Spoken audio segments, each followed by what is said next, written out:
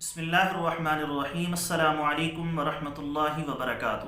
دوستو، آج کی اس ویڈیو کے اندر میں آپ کو خراٹوں کا علاج بتانے والا ہوں۔ یہ ایک عام مسئلہ ہے، بہت سارے لوگ اس بیماری کے اندر مبتلا ہیں اور اس کی وجہ سے تنگی اور پریشانی کا شکار ہیں۔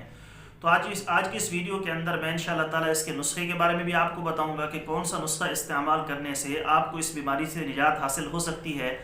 ساتھ میں کچھ چیزوں سے پرہیز اور کچھ کے استعمال کرنے کا مشورہ دوں گا۔ اگر انشاءاللہ تعالیٰ آپ نے اس طریقے پر عمل کر لیا تو اللہ کے فضل و کرم سے خراٹوں سے آپ کو مکمل نجات حاصل ہو جائے گی۔ تو اس ویڈیو کو مکمل اور آخر تک دیکھیے گا، انشاءاللہ یہ ویڈیو آپ کے لیے بہت فائدہ مند ثابت ہونے والی ہے۔ جو دوست ہمارے اس چینل پر نئے ہیں، ہماری ویڈیو کو پہلی دفعہ دیکھ رہے ہیں، نیچے سبسکرائب کا بٹن ہوگا، اس پر کلک کریں، ساتھ بیل آئیکن ہوگا، اس پر کلک کریں تاکہ جب بھی ہم اس چینل پر ویڈیو اپلوڈ کریں تو اس کا نوٹیفیکیشن آپ کے پاس پہنچ سکے۔ اور اگر کوئی دوست خالص روغن بلسان بدر والا منگوانا چاہتا ہے، خالص جنگلی شہد، خالص زعفران، خالص سلاجید یا دیگر ادویات منگوانا چاہتے ہیں تو وہ بھی ہمارے واٹس ایپ پر رابطہ کر کے اس کی مکمل ڈیٹیل معلوم کر سکتے ہیں۔ اگر کوئی دوست مشورہ کرنا چاہتا ہے، نسخہ معلوم کرنا چاہتا ہے تو وہ بھی ہمیں میسج کرے، مجھے جیسے ہی وقت ملے گا میں جلد از جلد ان کو رپلائی کرنے کی کوشش کروں گا۔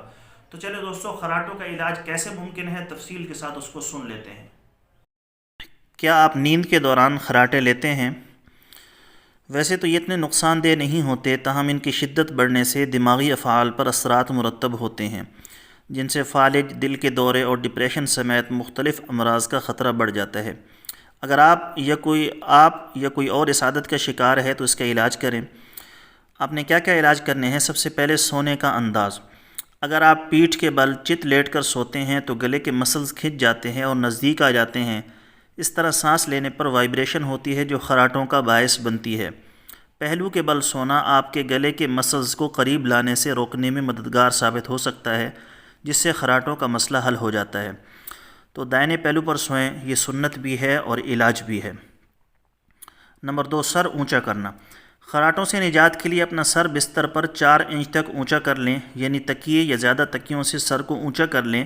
اس طرح زبان گلے کو بلاک نہیں کر سکے گی اور سانس کی گزرگاہ کھلی رہے گی۔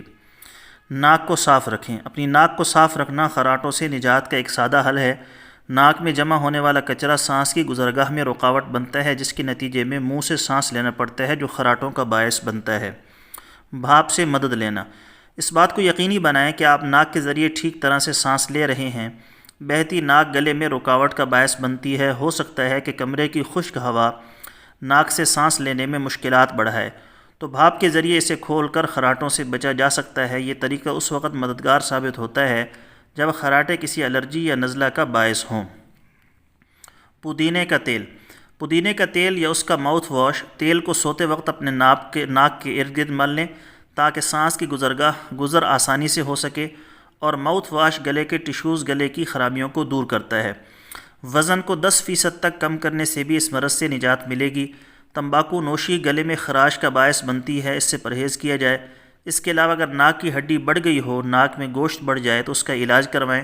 اگر سینے میں بلغم زیادہ بنتا ہو تو اس کے مطابق علاج کریں۔ باقی رات کو سونے سے پہلے عام سرسوں کا تیل گرم کر کے ناک کے دونوں نتھنوں میں لگانے سے بھی مرض کے اندر افاقہ ہوتا ہے۔ تو دوستو، یہ تھی ہماری آج کی ویڈیو۔ امید ہے آپ کو پسند آئی ہوگی۔ پسند آئے تو لائک اور شیئر ضرور کریں اور ہمارے چینل کو ضرور سبسکرائب کر لیں۔ شکریہ۔ السلام علیکم ورحمۃ اللہ وبرکاتہ۔